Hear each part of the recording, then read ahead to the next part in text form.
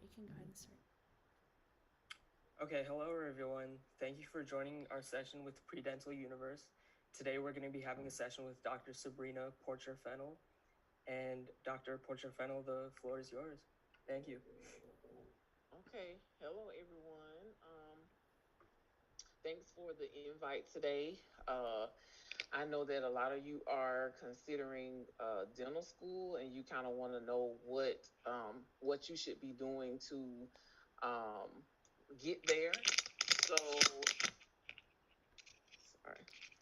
So my goal or hope that what you get out of this is kind of getting your mindset on what you can be doing now. If you are still interested in dentistry, those type of things. So my introduction is not traditional because I didn't want to just sit here and tell you where I went to school, what I majored in. You don't need to know that. You need to know what got me here. So I'm hoping that with my introduction, I'll be able to kind of answer some of those questions. So I decided to become a dentist not because I've always wanted to do that ever since I was a little kid, but it was actually by chance when I was in college that a professor recommended that I look into dentistry. And after I looked into it, did some research on it, I decided that I thought that dentistry was something that I wanted to do. So I began that journey, and we'll talk a little bit more about that as I go through my slides. What motivates and drives you is a key purpose in choosing what you want to do as a career. It shouldn't be the main thing that drives you, but it should be, I would say, maybe 70% of what motivates you. For me, I do like interacting with students, with patients. Um, I kind of like that one-on-one interaction. Even though sometimes I can be introverted, I am extroverted as well. So it's just one of those things that comes along with becoming a dentist. So what are your passions? Some of your passions may not be particularly in the medical field or what have you, but if you like art, if you like music, if you like singing or anything like that, those passions can open up some doors for you as well. So I don't want people to feel like they have to be 100% involved in trying to be in the medical profession, because your passions are what make you well rounded. So a lot of jobs will ask you, well, where do you see yourself in 5 years or 10 years? It's okay that you don't know where you see yourself, because there's so much happening in the world that even if you plan something for next month, it may not happen. So it's good to have goals and objectives for yourself in those amount of years to say, I would like to, I would hope to be at a certain position, but it doesn't have to be set in stone. So that kind of brings me to, what are your short term and long term goals? Okay, so same thing. Where do you see yourself in 5 years? So, are your goals in 5 years, or do you consider them more short term goals or long term? What can you accomplish in a short amount of time that you want to do? And then what will actually take you a longer time to do, which would turn into a long term goal? So just keep those in mind as you're trying to figure out what exactly you want to do. And so, where do you want to go in life? I mean, your career can only take you but so far. So you have to kind of come up with, what do you want out of life, and where do you see yourself? Do you see yourself being a philanthropist? Do you see yourself being an entrepreneur? Just those things can kind of help navigate where you want to go, so you can kind of formulate those goals and what you want to be. So my key question is, what do you want others to say about you? So a lot of things are happening, and people are leaving this earth very sooner than later. So do you want them to say, oh, they were just a dentist, oh, they just they might have helped a few people? Or do you want people to really say they motivated me, they inspired me, they helped me get to where I am? So just think about what you would like others to say about you. And that's not saying that you have to maintain a satisfaction from people, because not everybody may like you. But at the end of the day, just for yourself, what do you want people to most get from encountering you, and what you want to give to others? Okay, next slide. Thanks. So this is a little funny mime that I like. And like I said, some interviewers may ask you, where do you see yourself? And I just think that's so funny that he said where the money resides. Because that's one of the things that a lot of people, when they look at a career, they look at money. I mean, let's be honest, money is one of the things that drives people's ambitions and goals. It shouldn't be the only thing that does that, but it is a key factor. So, what does it take to get into dental school? So, usually, a lot of people ask, like, what score should I have on the DAT? What should my GPA be?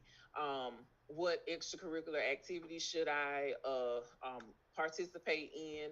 All of those things are important, but they're not the only factor in why you can become accepted into dental school. So if you don't feel like you have the total package, because a lot of people call that a total package, don't be alarmed or anything that your GPA may not be as high as you want it to be. You don't have to have a 4.0 to get into any school, but you do, like I said, have to have a total package of things. So just keep that in mind as you're trying to formulate what you want to do.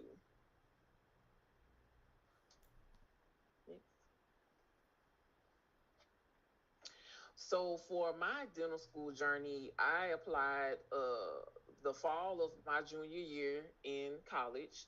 I had already taken the DAT twice because I was trying to increase my score each time I took it.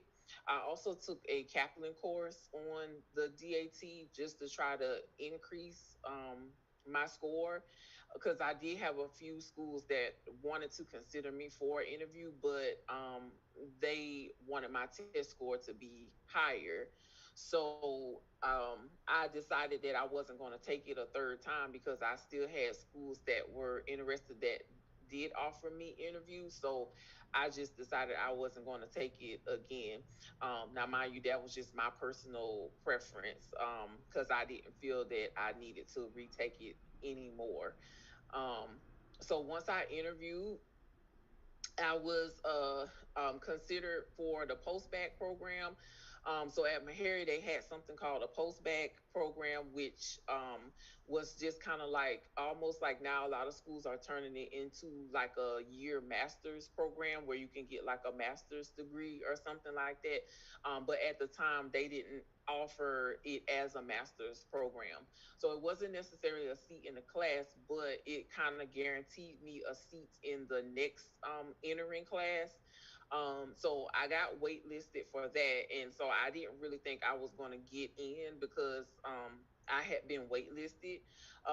But they called me like shortly after I graduated college in June, and they offered me a seat in the class. Now, of course, that's just my experience. So that may not be everybody's experience, but don't look at being on the wait list as being denied, because you still can get calls and be offered a seat in the class, even if don't you feel like you don't necessarily was offered it in the beginning. Applying for dental school was very challenging, because you have to have a lot of elements to have for your application to be accepted into school.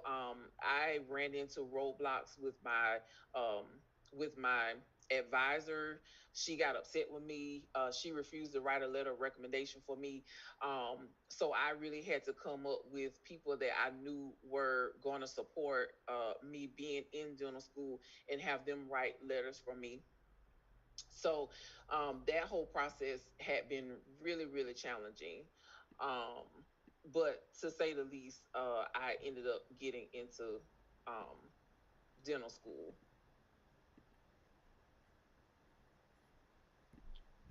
And next slide, please. Okay. So I thought this was an important thing to mention. I like this little girl. She says, "Worry about yourself." So sometimes you will have naysayers, people that say, "Oh, you can't get into that school."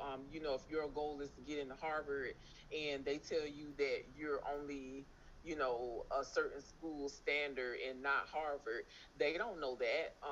They don't know what you may be capable of achieving, or what school you may be able to get into. So I say that to say, don't worry about those type of people. If you genuinely have people that are helping you on this journey, because it is a journey, you need friends, you need support system that is going to help, because not every day will be easy for you to maintain and keep uplifted about the situation, especially if it's not going the way you pictured it. So it's good that you can have friends or family that you can lean on to say, keep going, keep striving, keep going towards your goals. You will reach your goals. So just keep that in mind to make sure that you don't pay attention to those naysayers. Okay. So my dental school experience, I loved it. I was more involved in dental school than I was in college. In college, I was very studious. I didn't party that much. I didn't go out as much because my goal was getting into dental school. Well, once I achieved that goal, I basically said, "Well, I made it," so to speak, kind of in some of those terms, but. I had a really good experience. It was a very tough experience, but it really helped me, informed who I am today. So some of the things that you should consider when applying to dental school is whether you see yourself in that location for 4+ years. I know they've added a lot of different dental schools, so they have a lot of different areas you can go to. If you're more of a city person and one of the schools is more in a rural area, do you think you could see yourself living there for 4+ years? And I say plus because sometimes things happen. I have had classmates that have had medical issues, other things come up, and they weren't able to complete school within the 4 year time frame, but they had to actually stay a little longer. So maybe they weren't thinking they were going to be in the city for that period of time. So just keep that in mind as you're doing your research as far as schools. Does the curriculum seem solid and up to date? Sometimes, I mean, some dental schools that are new, I think Coda would do a good job of making sure their curriculum is up to par. But some schools, because they have a great reputation, they may slide on some things. So schools are not perfect, no matter whether it's Harvard, Yale, to your smaller institutions. No school is perfect. So just keep that in mind, that the curriculum seems good and up to date. Also, is it a feeder school for dental specialty programs? Some schools are known to send their students for pediatric residencies or surgery residencies. So if that's an important thing for you, or you may be considering a specialty, then you may want to choose a school that you're going to have a greater chance of being accepted to a specialty program. And then if cost was not a factor, would you attend? Some dental schools are, let's say, at least $500,000 plus now or more. Are you going to the school because it is a public school and it's cheaper than where you want it to go, or do you want to go where you want to go and you're willing to pay that money for it? So just keep that in mind too as you are looking at different dental schools. So that's just a picture of me. That was our graduation pictures. I took we take one without your cap and one with your cap. Um, so I really like that picture, but that's not the one that ended up in the yearbook. But I just wanted to show you that you can make it. It seems like a long process, but you definitely can make it to the graduation stage. So residency, because I touched on a little bit of that in the slide previously. So I did complete a residency program. I did my residency at the Veterans Affairs Administration in Memphis, Tennessee. I chose that residency because I did not want to have to worry about patients' ability to pay.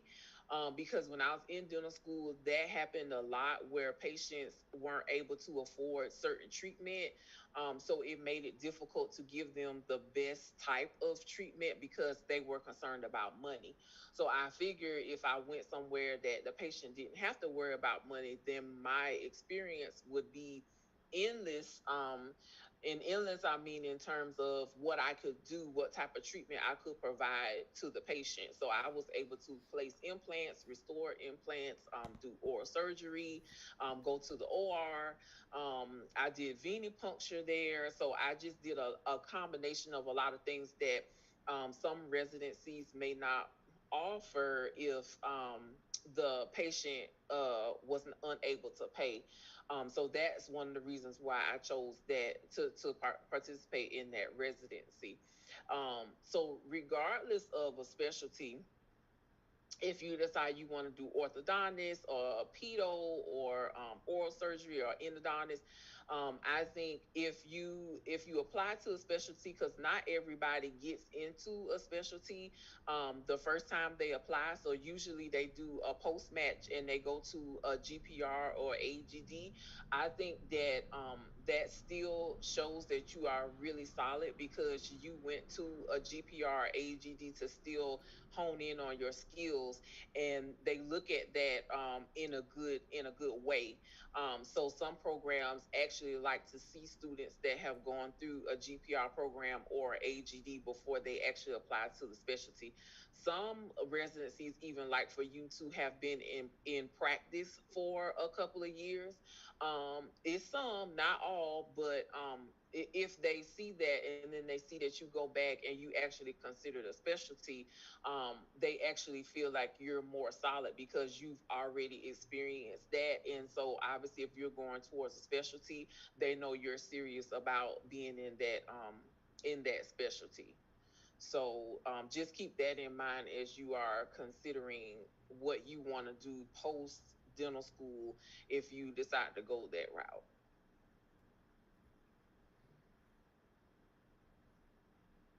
Next. All right. So workforce is pretty much what you make of it. There are a lot of different avenues you could go into once you finish dental school or residency. I failed to mention you do not have to complete a residency once you graduate from dental school. You can go straight into practice if you would like. I don't normally advise students to do that because you miss a lot in school because you are trying to learn and you're trying to graduate. So you have one goal, which is to walk across that stage.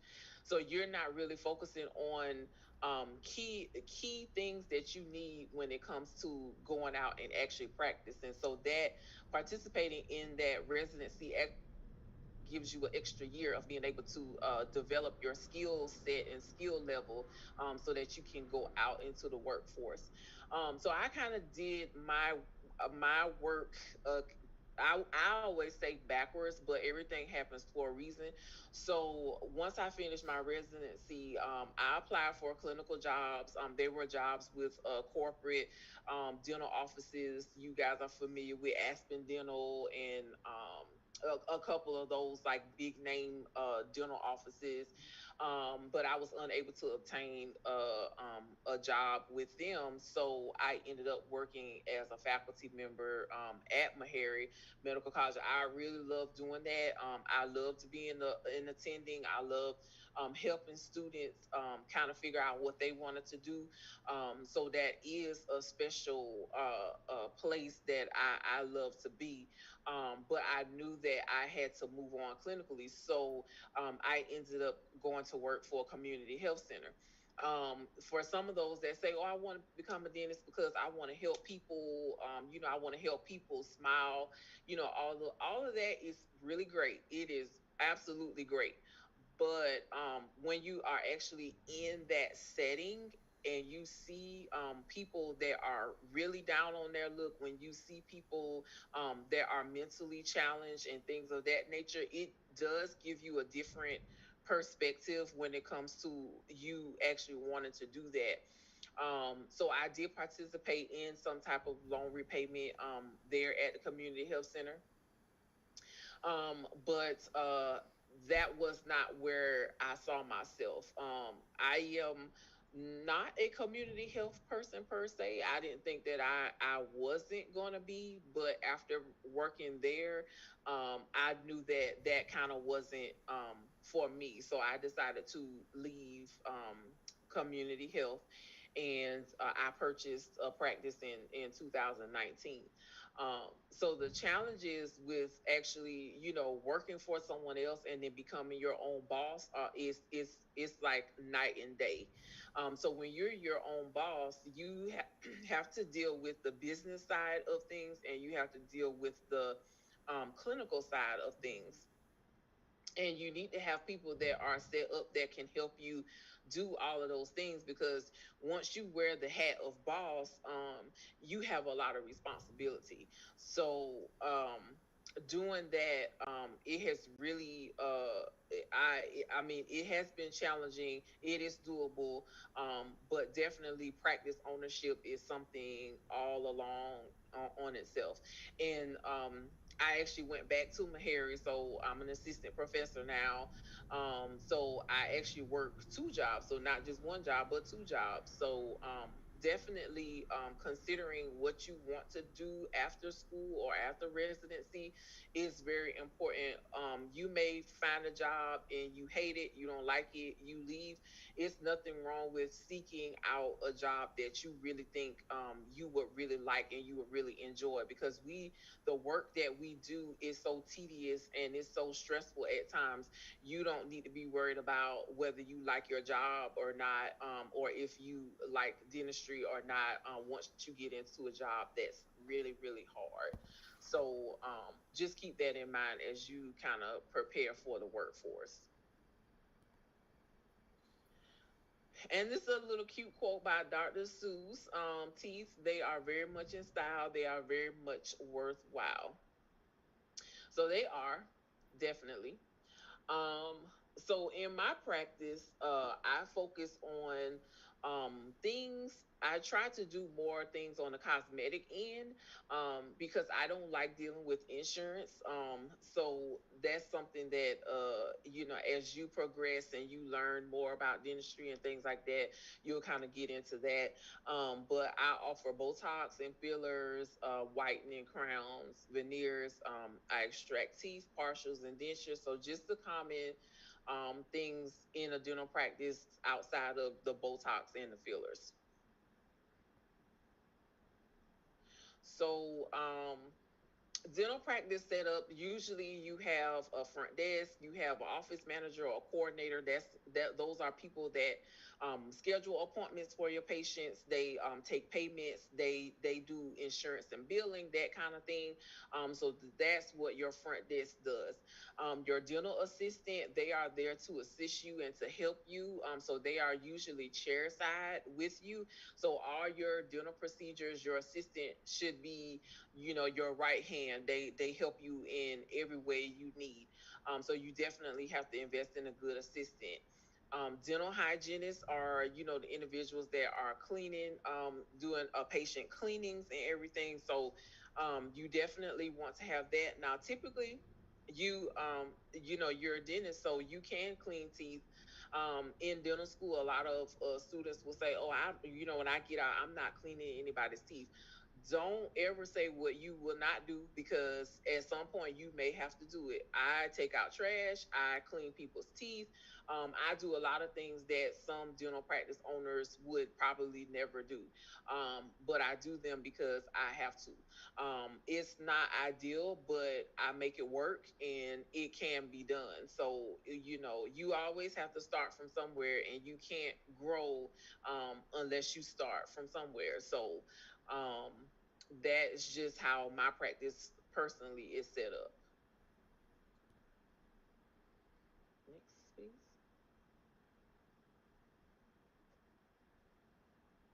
Okay, this is again, like I said, with insurance companies. Some practices are fee for service. I'm both fee for service and insurance. But one thing, like I said, I try to focus on things that are more fee for service, just because you can't make up the money that insurance companies, when you are contracted with them, you can't go after the money that you have to write off. So of course, a lot of offices that take dental insurance, um, you see a big write off, but if you only take fee for service, they are paying your fee, so you're not writing anything off, and you're maximizing how much you get from each patient. So it just depends. You have to make tough decisions. One of the things that kind of helps with, if you can provide fee for service or insurance, is your location. And location is very important, not just for school, not just for, it just really tells you what type of patient population you're going to have, and if they will be open to only paying fee for service, or is it a population where they're blue collar, they're working class, they have insurance, they don't want to pay anything outside of their insurance.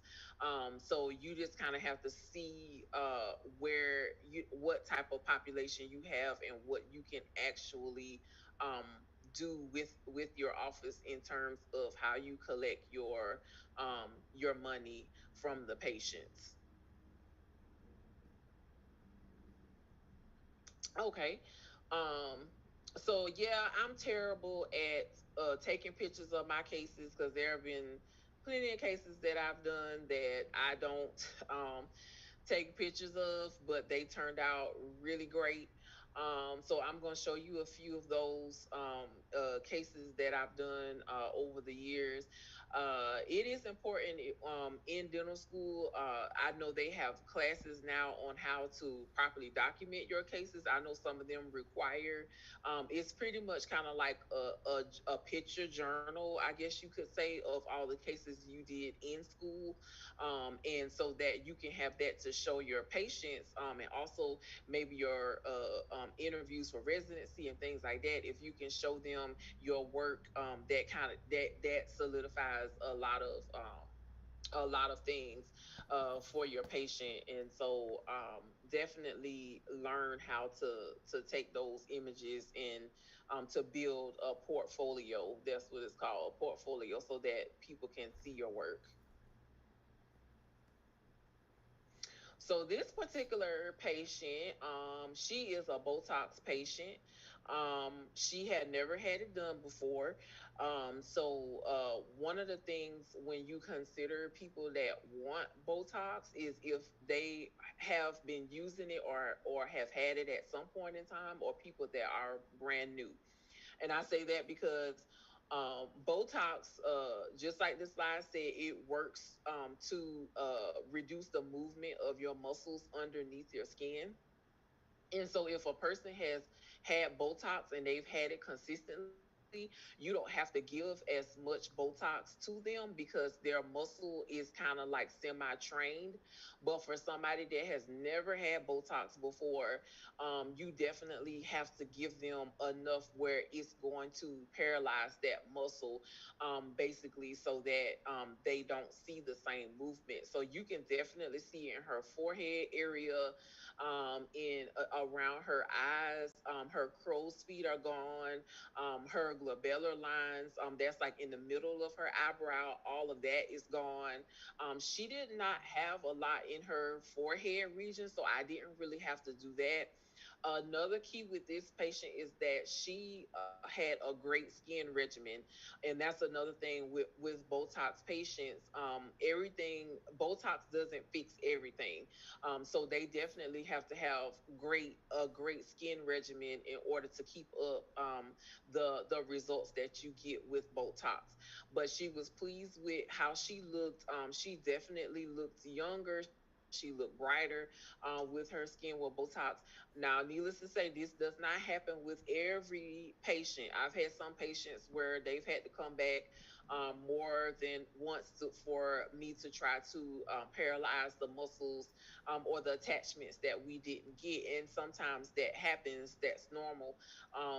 But definitely in this case, it turned out really great for the patient. So we were pleased with the results. Okay, so this patient came in and he asked for fillings on his teeth. So sometimes patients will come in and they will ask you for things that you know will not be possible for them. So that is where your clinical judgment comes in. If it's ever a patient where you feel that you cannot give them what they're asking for, be honest with that patient. I'm honest with my patients. If it's something they ask me to do and I'm not comfortable doing, I don't do it. So needless to say, not all money is good money. Someone once told me I would rather get in trouble for doing the least than doing the most. And that applies in probably every facet of your life. So I would rather not touch a patient than touch them and end up in a lawsuit. So just keep that in mind. But I knew this patient did not only just need fillings on his teeth. He suffered from acid reflux really bad, and so all of his anterior teeth were eroded. And so, of course, we couldn't just do fillings on that. So, I explained to him that he really needed a full mouth rehab, not just doing the crowns.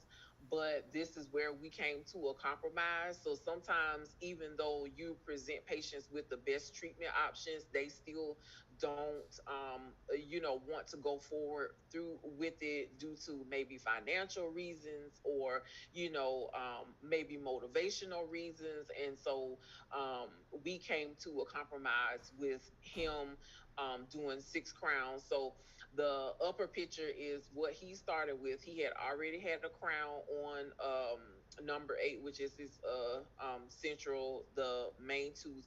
So he had a crown on that one. He didn't have crowns on anything else. Yep, crown right there. And so we ended up doing porcelain fused the metal crowns on him, and we had to do that too because he did not want to do any bite correction, and he did not have a lot of space, so I had to end up doing all metal on the backs of his teeth so he could bite them and not break off the porcelain of his crowns. So that was another thing that we had to do. Aesthetically, he loved it. Aesthetically, I knew it could have been better improved, but the patient was satisfied with it, and so I, was satisfied with it as long as he was okay with the results. So that case took about maybe 4 months, 3 or 4 months, because we did 2 crowns at a time for his financial reasons. So it took a little while, but we definitely got it done for the patient.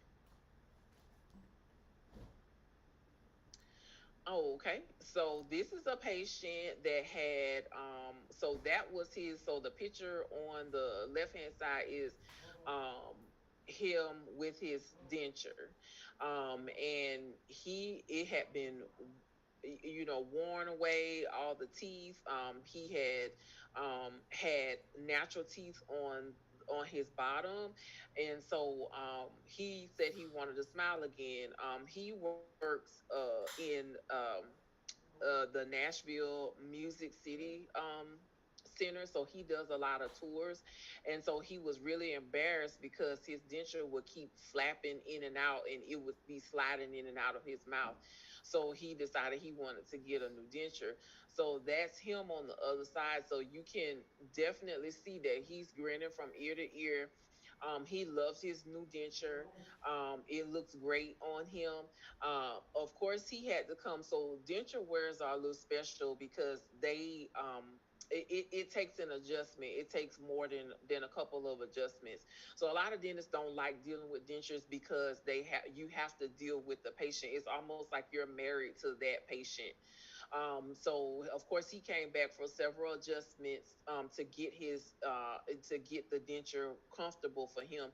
But once we got him to that point, we haven't seen him for an adjustment since. We keep his bottom teeth clean, but he hasn't been back since for the denture. So he was very happy about the results of that. Okay, so this is something that, like I said, I offer in my office is teeth whitening. Everybody talks about it. Everybody asks about it. Everybody wants white teeth, and not everybody's a good candidate. So my philosophy on whitening is that if a patient has had significant sensitivity on their teeth, I don't recommend whitening because, for one, if we use a high concentration bleach on a patient, it's really going to burn them up. It's going to burn their gums up. It's going to burn their teeth.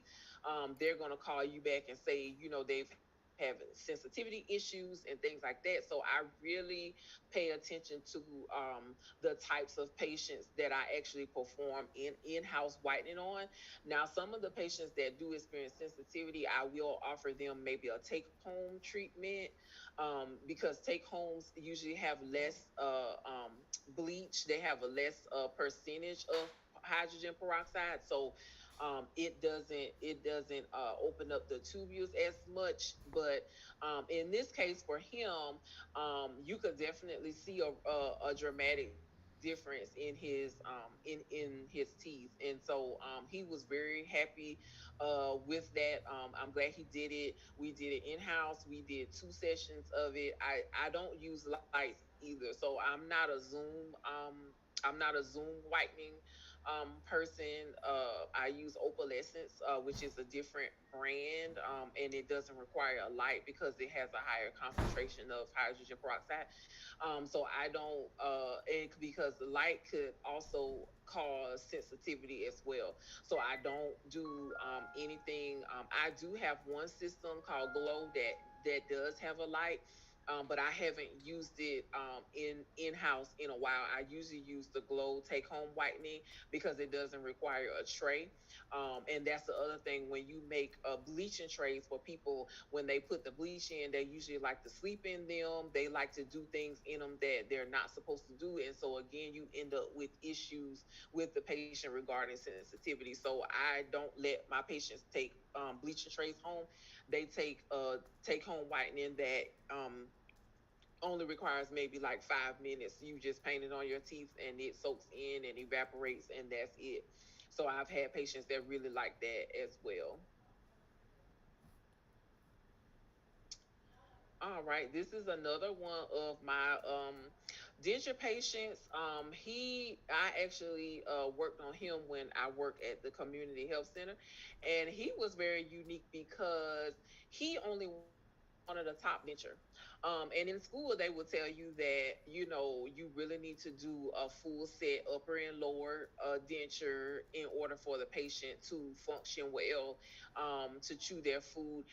Parts of that is true. It really is true. You should have a full complement of teeth, a full set of dentures, in order to really function and chew your food.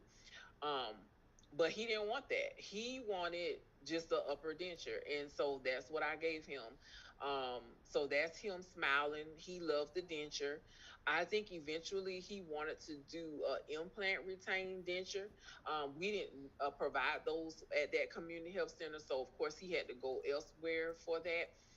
During that time, they actually had a program that was geared geared towards seniors. I think it was called like Smile 180 or something like that, where seniors were able to get free dentures as long as they paid for their other services, whether they needed fillings to get a partial or extractions. They had to pay for that, but they could get their dentures for free.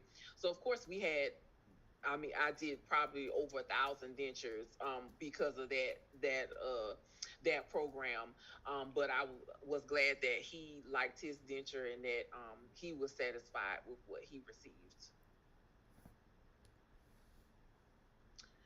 Okay, so this guy, I also saw him in the community health center. He was actually a part of a program to try to rehabilitate, I guess you could say. And so he was concerned about the spots that he had on his teeth.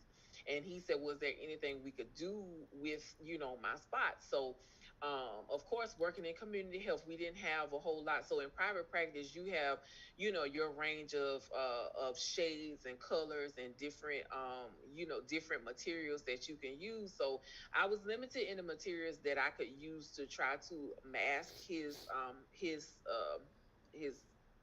uh, his staining, but I was able to kind of mask it enough where it didn't take a whole lot from his teeth. So he was really pleased with the overall look.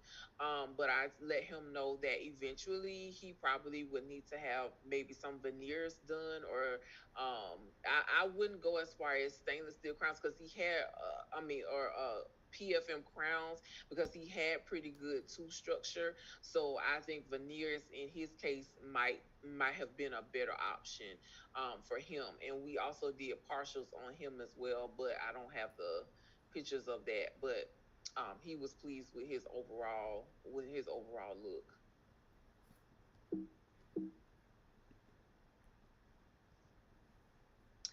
Okay, so this was a older lady.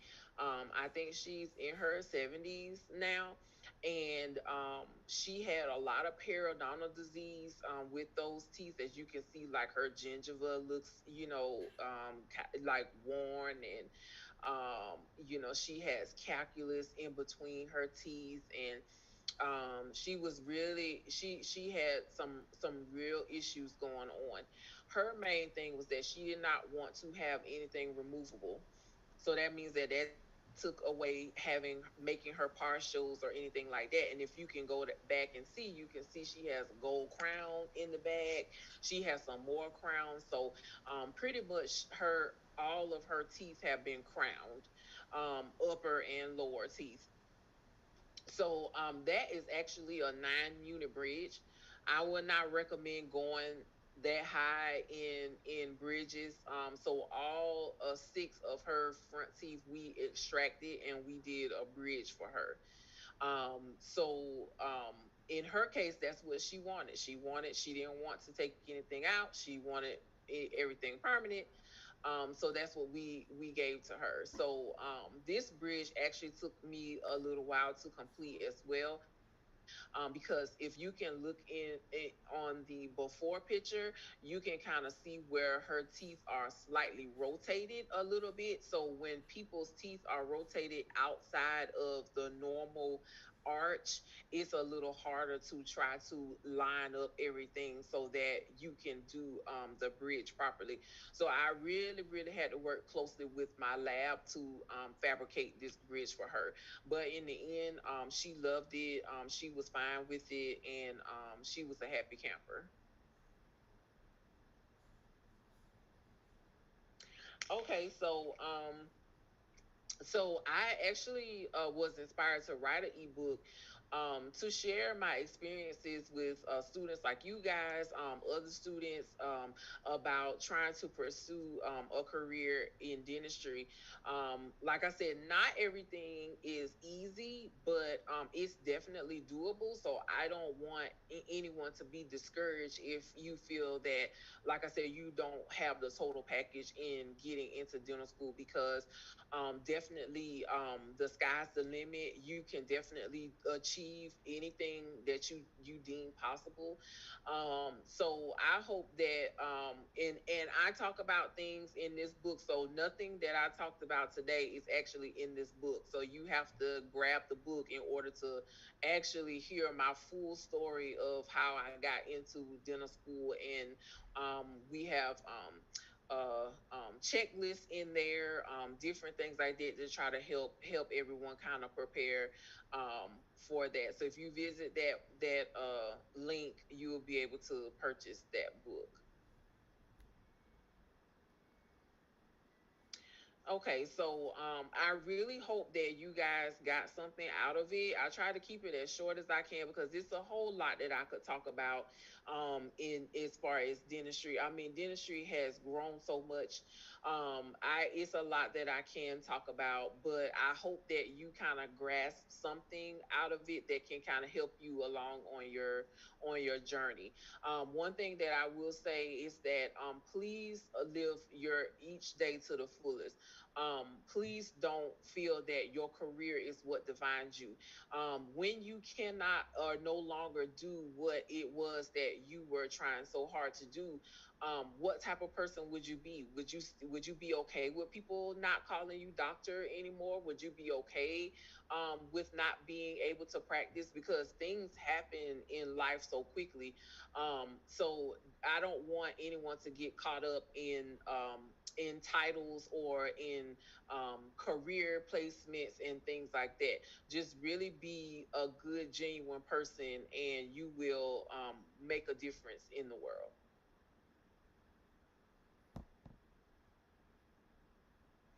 And I have a few references here. So that first reference is it's from ASDA. That's the student a part the student organization for the ADA.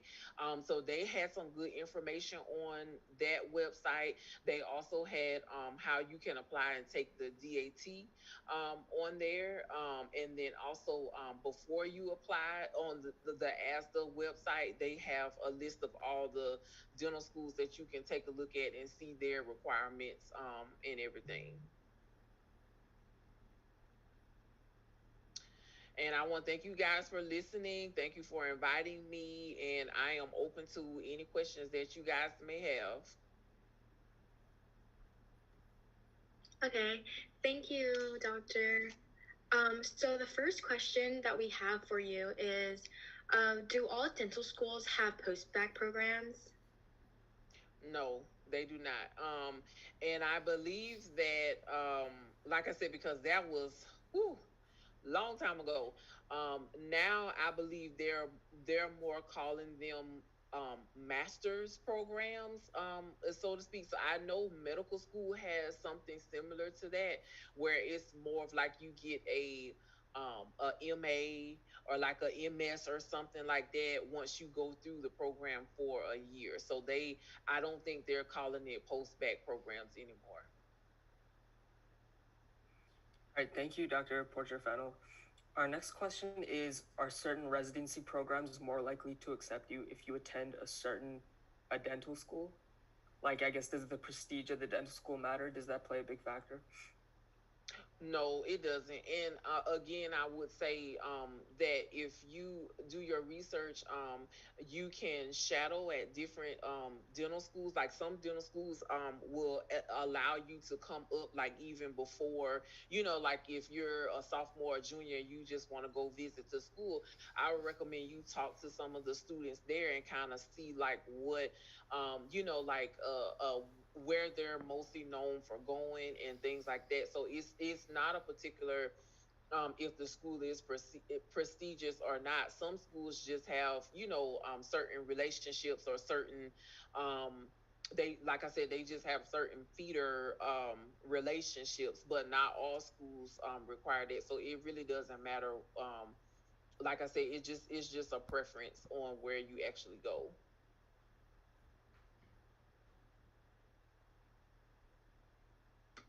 Okay, thank you, Dr. Porter-Fennell. So the next question is, what do you like the most about being a dentist? Hmm. What do I like most?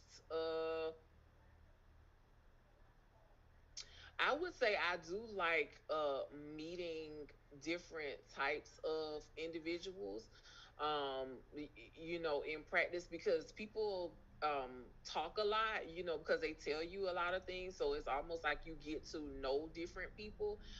So I've had anywhere from like people that sell expensive pianos for a living. I didn't know people do that, but there are people that buy like $80,000 pianos and just sit them in their house.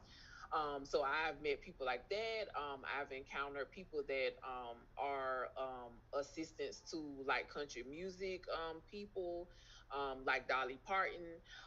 And so you just meet different people, and I do like hearing people's stories of how they got to where they are. So I think that's one of the outside of clinical practice. I don't think it's one thing that I actually like doing than another in clinical practice, but just meeting different types of people, I would say. Oh, that sounds great. So kind of piggybacking on that question, do you think the field has a good like work-life balance? I would say yes, in terms of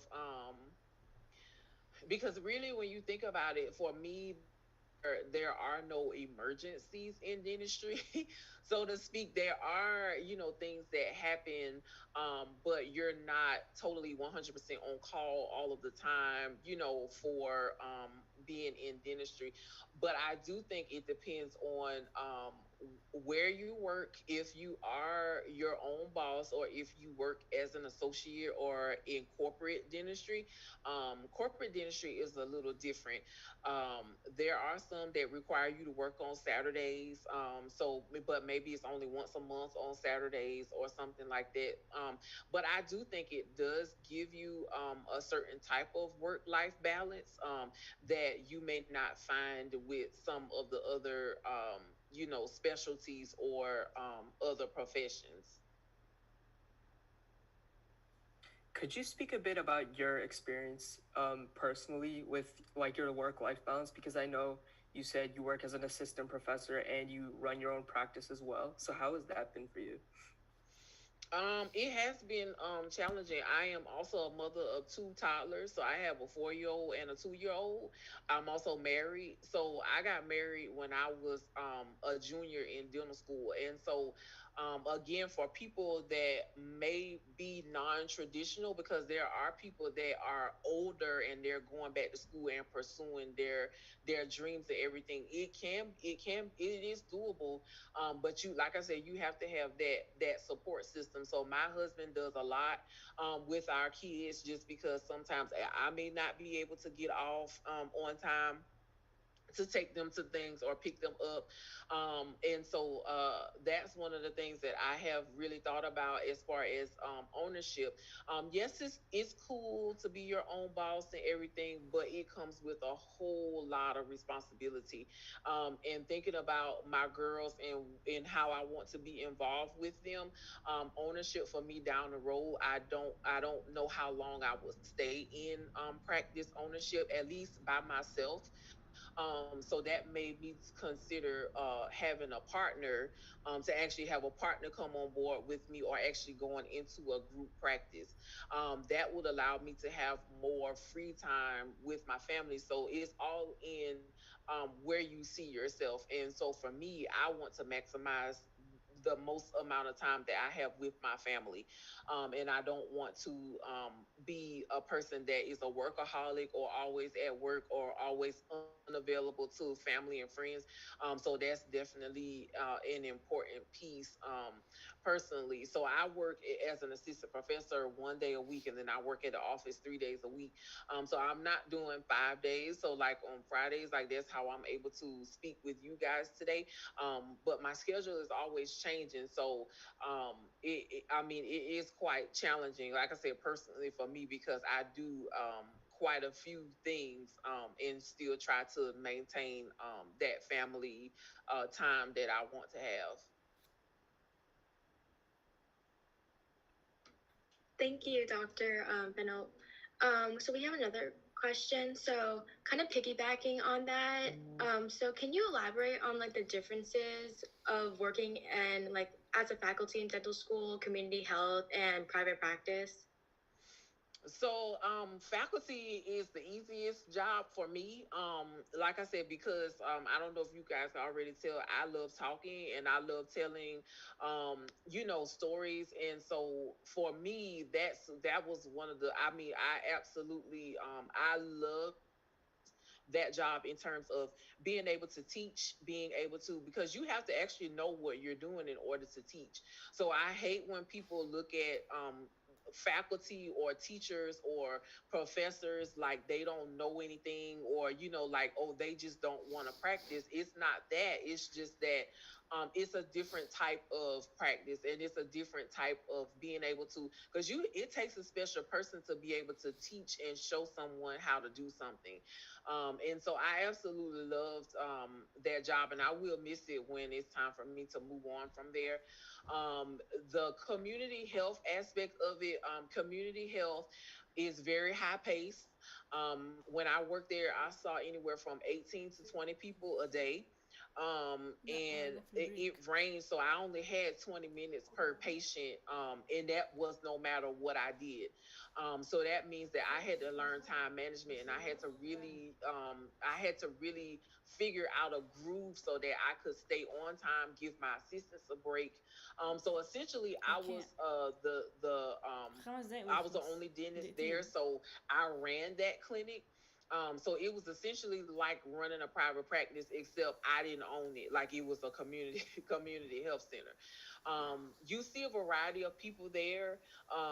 Like I said, people that are. So I saw assisted living adults that had mental issues, that were not able to give informed consent for themselves. I saw sex trafficking victims. So there are some things in community health that you have to be prepared to see or hear, and that's just real life, because that stuff does exist and it does happen, and so you just have to be prepared for that. So that's the difference between community health and private practice. So in private practice, because I don't take Medicaid, or I don't take Medicaid. I don't take HMO plans or anything like that. I only take fee for service and PPO insurance plans. So that kind of tailors your patient base a little bit. So like I say, it's more of working class, kind of blue collar people. So my patient base is different. The clinical side of it is still pretty similar, but now you kind of get to accept, or treat who you want to, so to speak, not turning patients away or kind of like grouping patients, but you just have a different clientele, I should say, versus who you would see in a community health center. um, so that's the main difference between the three. Thank you, Dr. Porcher-Fennell. And unfortunately, that is all the time that we have for today. And thank you so much for coming in and talking to us about your experience in the dental field. Thank you. Yes, you're welcome. Thank you, And Dr. Porcher. yeah, sorry. And the link for a quiz